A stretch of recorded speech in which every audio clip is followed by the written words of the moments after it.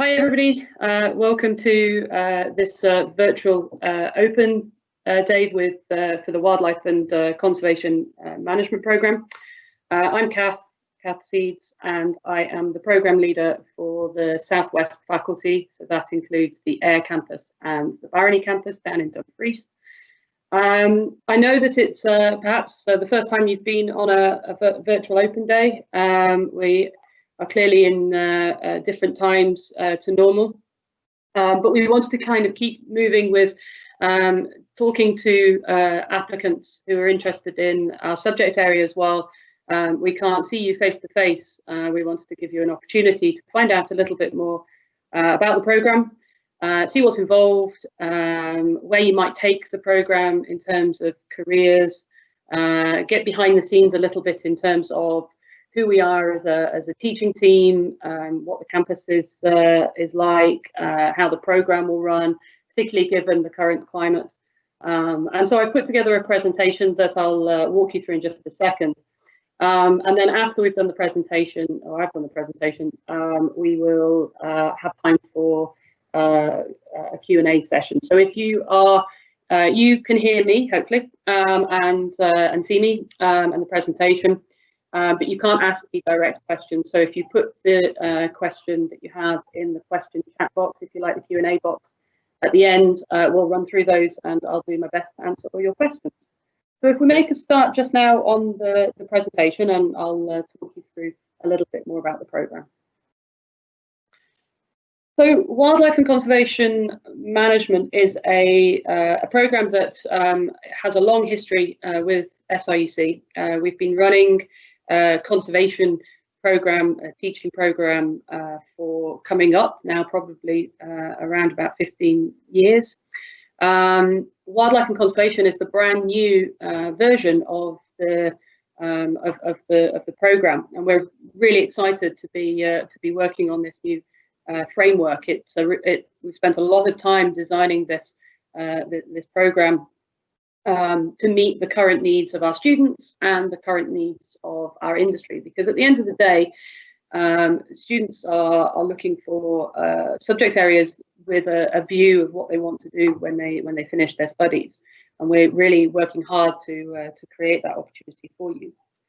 Just to sort of flesh out a little bit about the program, first of all, I think we should probably do some introductions. So on the screen you've got the team. And this is the Southwest team, and all of these people are based around Ayr. They've got me, I'm a program leader. I also normally do year one tutor as well to support the first years as they begin their journey with us. Prior to working at SIEC, I was a countryside ranger, and I also worked in a little bit of community development projects and community work. And that's really a key point about the people who work on the team, who teach you. They have real practical experience and industry experience in varying forms. And I think that really is an important aspect of the group, that we can provide you with some great learning, but also a feel for what working in the sector will be like once you finish your studies, and we can link you to contacts that we have in the industry. We've got Sally Gray in the bottom left-hand corner. I don't know my letter all right. She is our year two tutor, and she is a conservation instructor. So she will do a lot of the practical, along with myself and Lorna, the sort of practical teaching, the sort of practical conservation work. Marcus Craigie, who is our year three tutor, he is visitor management and planning expert. So his background is working for environmental consultants, undertaking all of the kind of environmental surveys that go alongside developments like wind farms and things. We've got to understand the impact that it might have on the environment, the ecology, and what have you. So that's Marcus. Lorna is our ecology lecturer, and she also works in research within SIEC. So she is super excited about pollinators and looking at how pollinators and rural environments, things like road verges can impact, if we manage them differently, how they can support bigger pollinator populations. So she will take all of the ecology classes. Duncan, he is our what we call GIS expert. GIS, if you haven't come across that, is like a mapping tool. It's everywhere actually around you on the internet. Google Earth basically is a GIS program. And it's quite an important part of conservation is being able to create or work with maps, whether it be a habitat map or plotting where you're finding things like butterflies or whatever you're surveying. You want to be able to put those on maps. So Duncan is closely linked as well to the ecology side of things because GIS and ecology go kind of hand in hand. And then Tim teaches into the land use, a little bit of geology, soil management. All these things are interrelated to how we manage wildlife and habitats. And so Tim provides that instruction in terms of understanding how geology and how soils will impact on what grows where, how that then could be used for restoring wildlife and habitats, what could be negatively impacting wildlife and habitats as well. So it's a broad area, and you'll see as I go through the presentation how broad the kind of topic area is. There is a really happy niche for anyone really interested in nature, outdoors, environmental sort of concern, conservation. There's an awful lot within this program that we will take you on a journey through. So I guess that then comes to the point of why study wildlife and conservation? Where might you be coming from in terms of your thoughts about the program, and how are we trying to line up the program to your interests and your maybe your career aspirations? And really, as I said, it's a broad kind of topic area. There is, this the primary focus is on managing and conserving and improving the status of nature in the UK, the sort of conservation of species and habitats. But then also you can't step away from the people side of it. If you take Scotland as an example, we have a right to roam in Scotland, and that's an important part of our environment and how we manage the environment, and improving access and supporting people to use the environment responsibly can be a really good way of telling them the really important things about how species are reliant on how they behave. So a lot of work in conservation is looking at clearly managing the wildlife, but also managing the people as well. And if you've been following any of the news stories at the moment, as we've come out, or as we're sort of coming out of lockdown, people are getting out and about a bit more, and there's a lot of things in social media and on the news about how people are using their environment, beaches, and the impact on beaches of people leaving their rubbish behind. That's a very straightforward kind of issue in terms of you can see the damage. Wild camping and inappropriate wild camping, right through to kind of the big questions around pollution and the impact of pollution.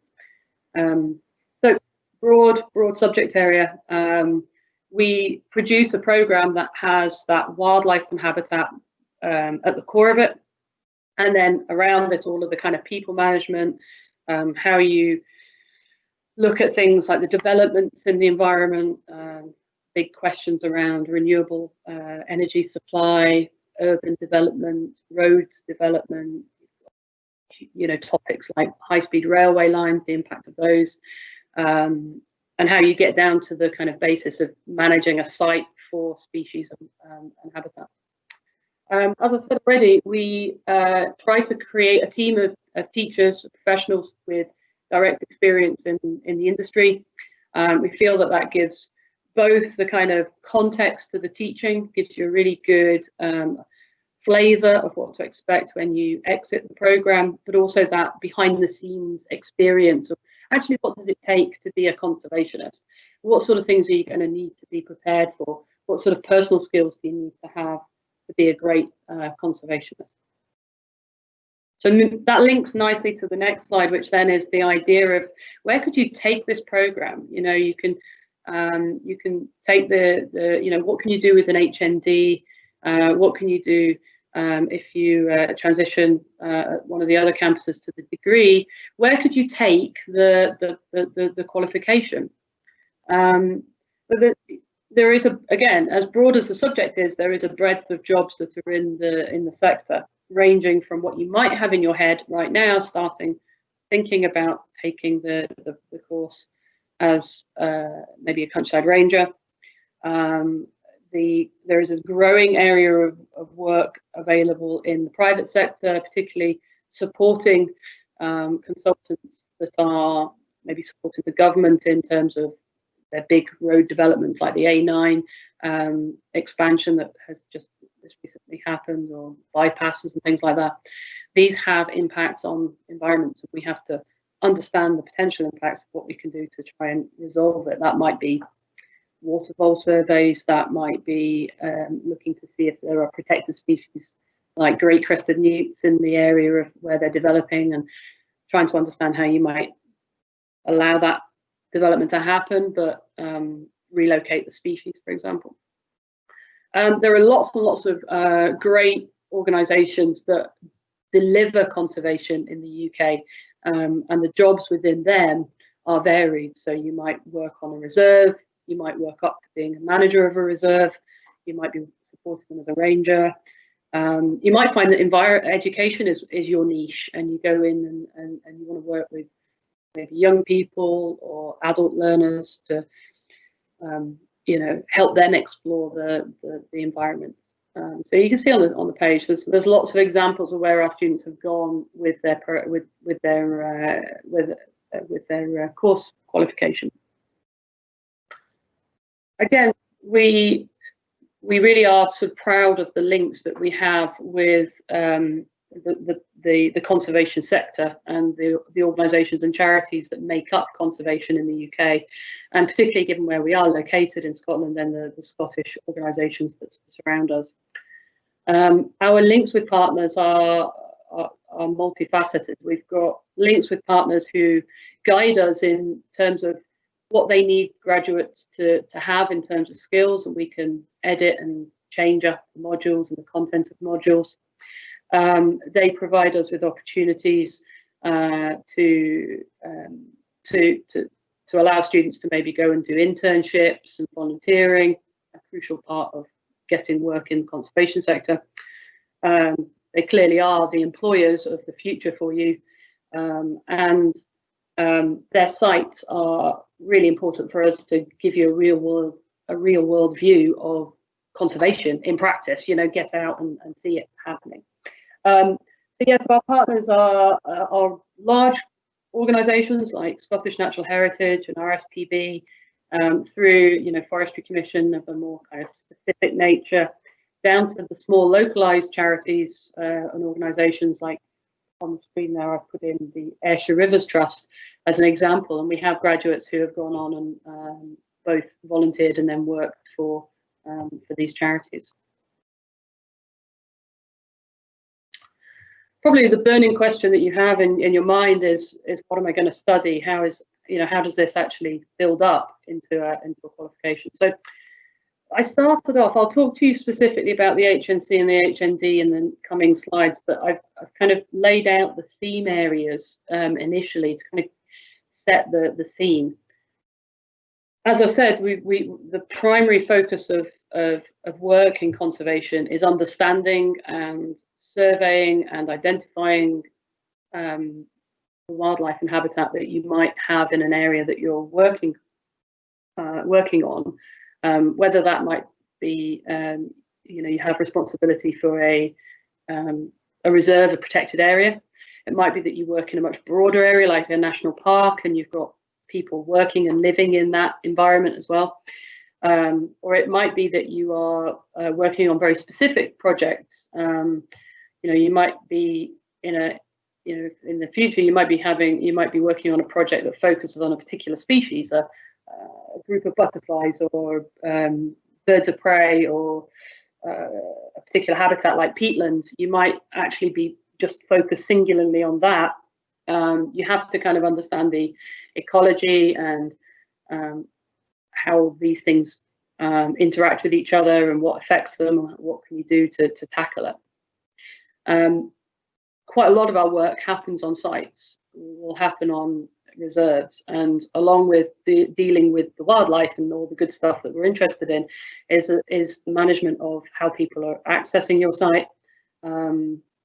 How you might have volunteers working for you, and so you need to understand maybe a little bit about how to lead groups in outdoor activities so that you can have volunteers working for you, and you might be responsible for them in a job that you have. There's a science, there's an element of science. This is a science, a STEM subject, and our science bit of it is really ecology. It's looking at how species interact with their environment, and how species interact with each other, how different species interact, and how the same species interact with each other as a population or community. And so we're going to unbox all of those elements in the kind of ecology and biology side of things. Conservation is also a subject area where you need to be able to understand not just the science, but the justification for what you're doing. How can we justify spending money on conserving red squirrels and not pine marten? Or how do we make the justification for large sums of money to be spent on supporting wildcats, Scottish wildcats? Where do we put, because there is not a never-ending, as you know, there's not a never-ending source of money for conservation or for anything really. So how do you make the decisions? How do you rationalize what gets done when? So the principles and practices of conservation are really important. Again, then we've got a group of subjects that deal with pushing the message out to the wider public. The reality of conservation is it doesn't happen without everybody's involvement. You'll have seen lots of stories like climate action, Extinction Rebellion, these groups that are trying to create a message, whether you agree with their methods or not. The message, David Attenborough's Blue Planet, for example, it's about spreading the word so that we all, in a small way, make adjustments. And part of maybe the direction that your career goes is actually in that part of it, is maybe working with school kids and trying to change the next generation of conservationists. And a lot of the sites that you're working, if you imagine, if you're local to here, there are any number of great wildlife sites that are also heritage sites. Culzean is a classic example here, a National Trust property. And so you have to be mindful about the cultural connection, the cultural heritage, the historical heritage that brings people to the site, but then also impacts on the environment. So those are the module themes, to give you a real, hopefully, a bit more flavour to what the title of the programme actually means. It's a wildlife and conservation management. It's got that flavour, the breadth of it. So it's not just purely science. It's not a wildlife and conservation science degree. We purposely have that management aspect in the title of the degree and the framework of the degree, and the HNC and the HND.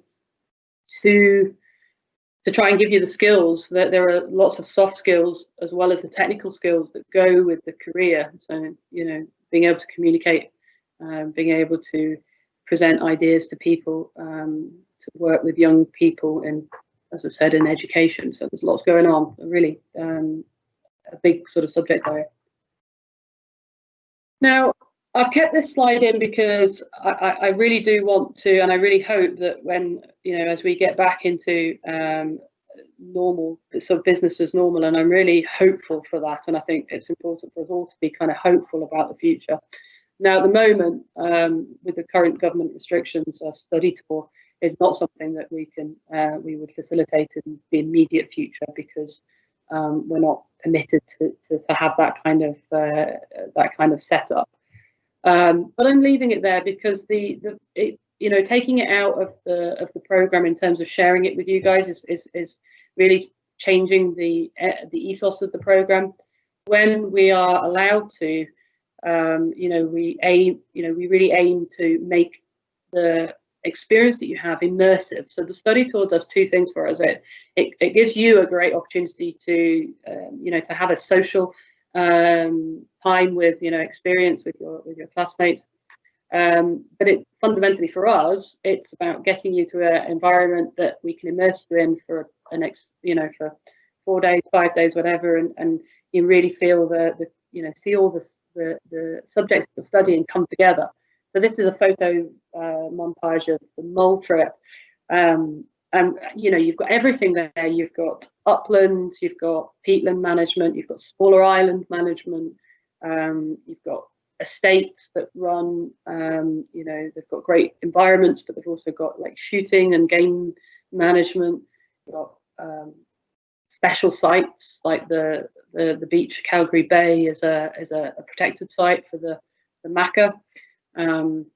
You can look at kind of how tourism can be both positive and negative in a conservation setting. So I'm leaving it there. I'm being as clear as I can about the current circumstances, but with a hopefulness about the future and what we'll be able to do. So the HNC modules, so at Ayr we've got the HNC and the HND. The HNC is the first year. It's an SQA qualification. So if you're used to that terminology, then the HNC is the first year of study. Our programs we feel that the programs offer you a really flexible learning approach, so that if you do your first year and you feel that you've achieved what you want to achieve, and you maybe get a job or an opportunity that you really want to take on, then you can leave us at the end of the first year and take an HNC qualification. You can then progress, if you wish to, onto the HND, so that would be the 2 years combined. So you would do another year of study and you get your HND. And then if you find the opportunity that you want away from studying, you can take your HND and graduate with that. Or you can then look to transfer. If you're based at the Ayr campus, you can then transfer to the degree program, either at Barony or across in the central faculty, and undertake that the extension of this program. The HNC modules are again, these are now titles of modules. So to get your HNC, the first year is 15 units spread across the full year. So the full-time program would have 15 units starting in September and completing in end of May, June. That then roughly equates to 5 units a term. We have 3 terms, so December to Christmas, January to Easter, and then Easter through to the end of the year. And so in a perfect world, we would have 5, 5, and 5. Sometimes there are modules that will run across the whole year. So ecology, for example, we're looking at running that module across the full year, so that there is the best opportunity, and the same with the ID, a species ID, there is the best opportunity to show you wildlife in different seasons, because if we just put it in one place of the year, you'll get a very sort of narrow view of what's around at that time, and we want to make sure we get the best opportunity out of it. So you can see we've got these themes again. We've got biodiversity conservation, a kind of introduction to that. We'll start your journey in terms of wildlife identification and management. We'll drop in the kind of science, biology, and ecology. Again, if you come with different education history, in terms of maybe you've done biology at school, then this would be a little sort of top up, a sort of refresher. If it's been a while since you've done any biology or science, then it's designed to level everybody out so that you have the base knowledge to then build on future kind of modules. Ecology and ecosystems, clearly fundamental. Leadership of outdoor activities, getting how do we work with people. So if, let's say, we're, building a path, what are the things that we need to consider if we've got a group of volunteers building that path with us? So and we'll go and do that path, as a practical exercise, and the class will be the volunteers, and your job is to manage them and keep them safe, keep them happy, make sure the task gets done, and that kind of stuff. Heritage and rural land use are, how do we do wildlife conservation in a background? I mean, Ayrshire is, the vast proportion of rural Ayrshire is in agriculture. So, we need to understand the backdrop of environment and conservation. And so we need to get under the skin of, what are the opportunities, what are the pressures on rural land managers, and as conservationists, how can we work with them to change things, or to improve things, or to build on the work that they're doing. So simply put, hedgerows, they're a fabulous habitat for species, birds, the plant biodiversity, and the invertebrates. It's such a simple thing in itself, but how do you actually grow the amount of hedgerows in the environment? There has to be you have to work with your farmers and your land managers, and understand the pressures they're under, and then explain the benefits that they could get from having a really nice hedgerow in the property. Interpretation of visitor management, it's a combined kind of module that looks at sites like Culzean as a case study. How do we do wildlife, and how do we look after wildlife, and share that wildlife with the visitors without damaging it? So it's that sort of look at sites. Planning and development, again, it's this, topical area where what impact is development going to have? If we put this road around Ayr, what impact is it going to have? If we build a wind farm, is that good or bad? What can we gain from a renewables like a wind farm? We can protect the land around it. We can take the money that the wind farms have to pay to the community and do more conservation. So we have to understand these kind of background areas that support the primary essence that we have is protect that species or improve the situation of red squirrel or whatever. But all these things kind of interweave into it. So these modules are designed to create that holistic knowledge that you need as the next great conservationist, the next person who is going to champion bumblebees.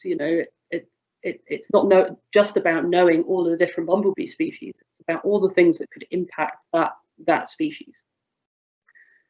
Geology, as I said, it's important that we understand the land around us and how it influences the ecology. And then the graded unit is an SQA module that is on every HNC now and HND in the Scottish system, which is basically a project, a sort of integrated project that pulls all the information that you've learned in your modules, and you deliver a project, a case study or something.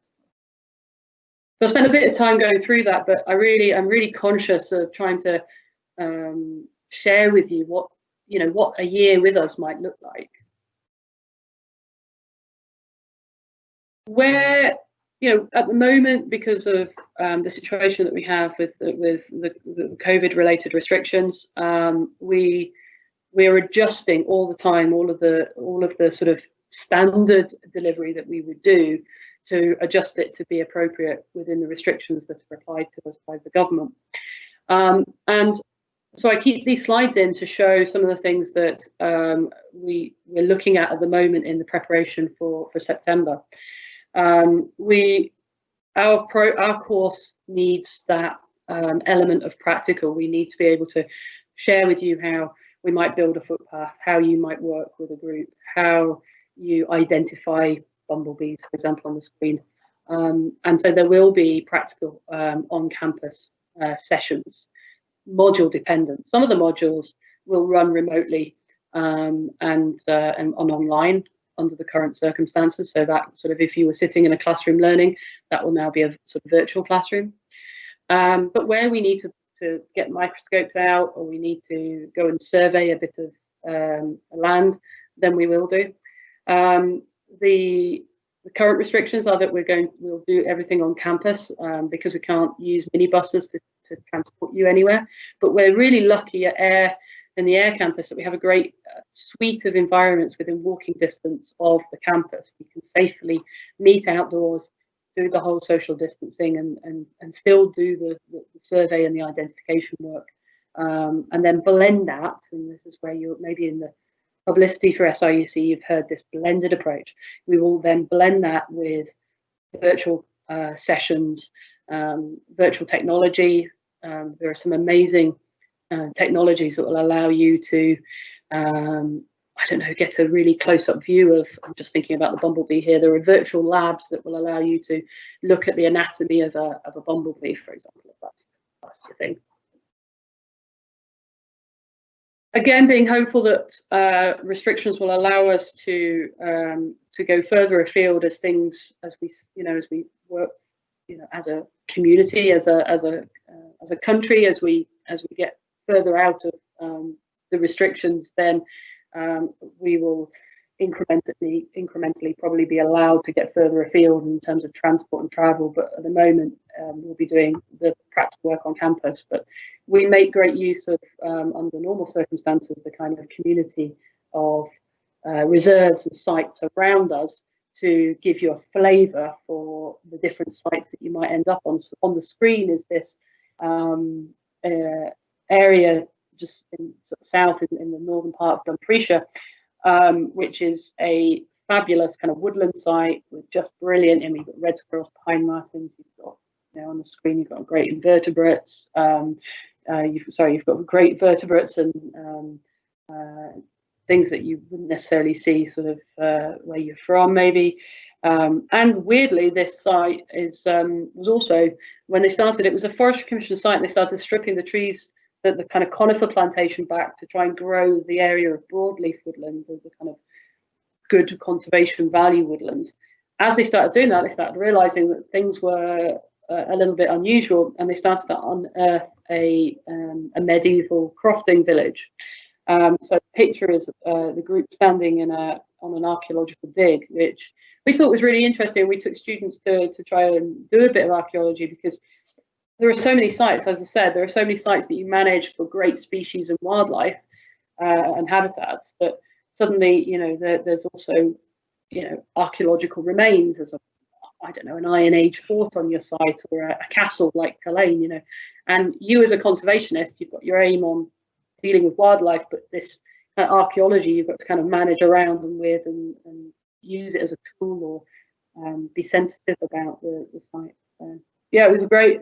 So we're always finding new things to take you to under normal circumstances.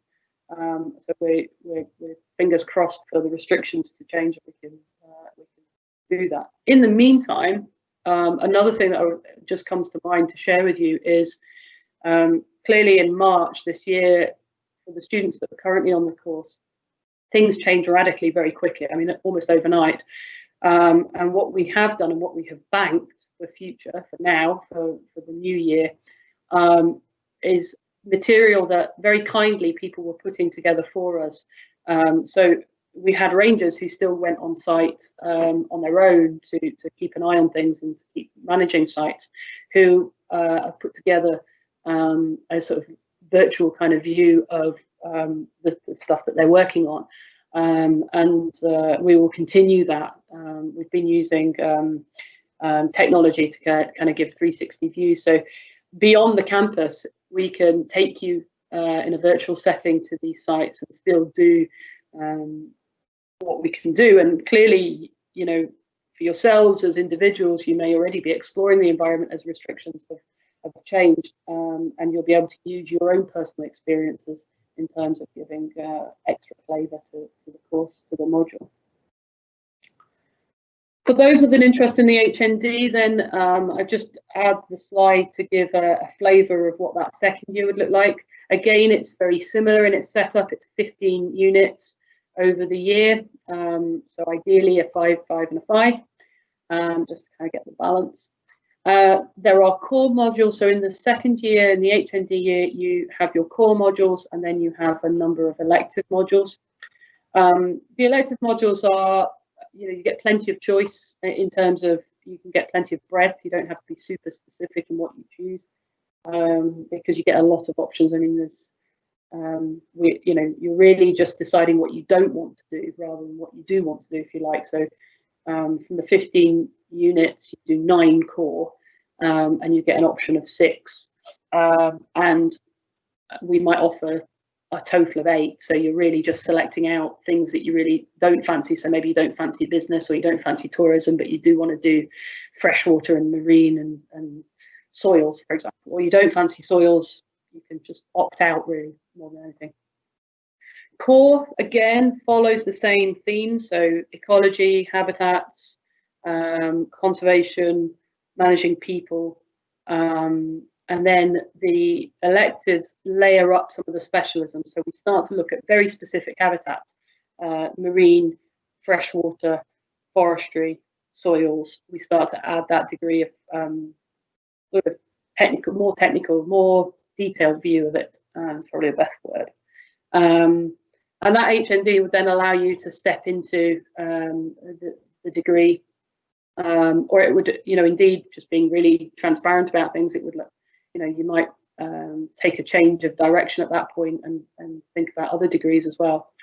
And equally, HND is a viable exit point as well in terms of students going on and getting work. The sector is competitive, for sure. It's a competitive environment. People love working outdoors. They love working with wildlife. It's quite a competitive environment. But we do have students who finish up on the HND and go and start their careers working on estates, working for seasonal rangers, and building their kind of career experience to full-time rangering, who take community jobs, working on community projects, and again they develop their skills in that way. And we also provide the opportunity for students to return to us. So you might find a work opportunity at HND. You may work for a year or so. You may realize that you want to increase your skills so that you can increase your career options, and you come back and complete the degree at one of the campuses. Just again, a quick picture slide. This is Ayr, so we get the River Ayr, which is great because we've got just literally 5 minutes from the campus up the river. There's this natural shingle beach, and it's a perfect outdoor laboratory and an opportunity for us to do water assessment. On the screen here, the students are doing invertebrate sampling and identification.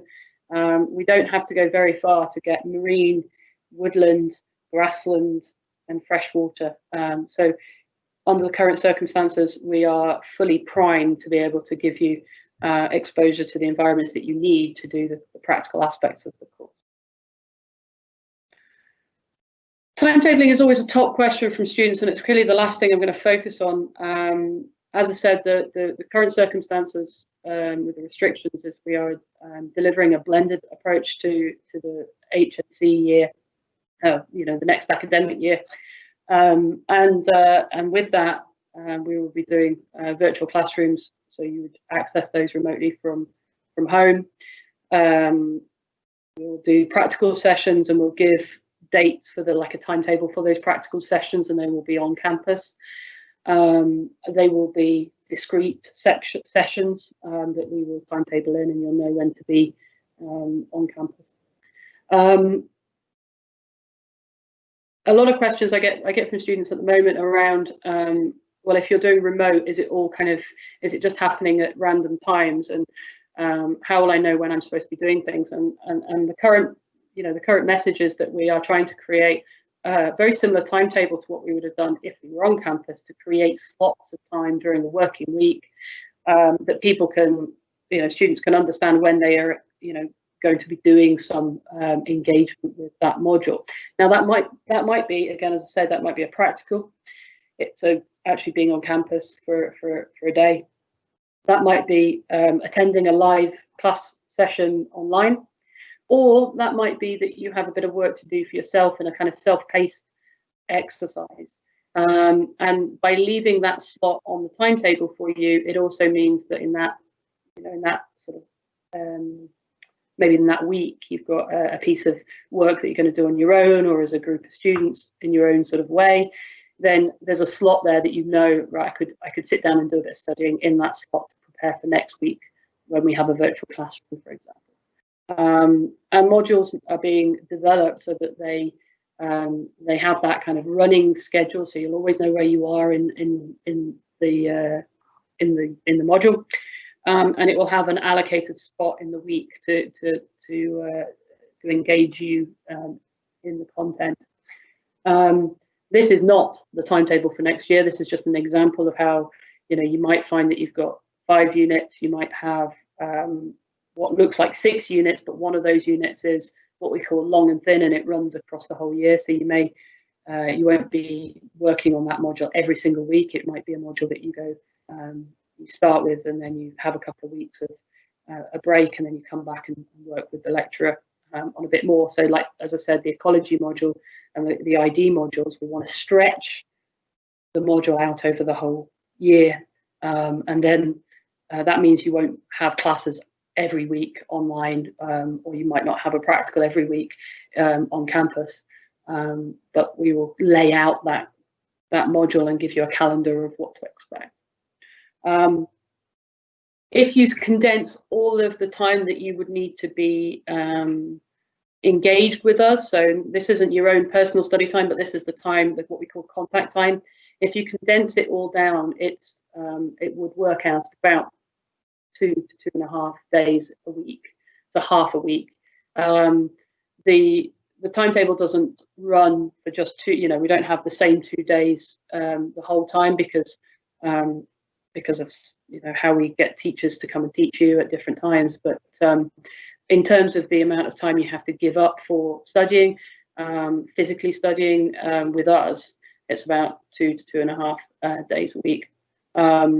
Around that are then your study hours that you know, you'd want to be studying a bit more into the subject.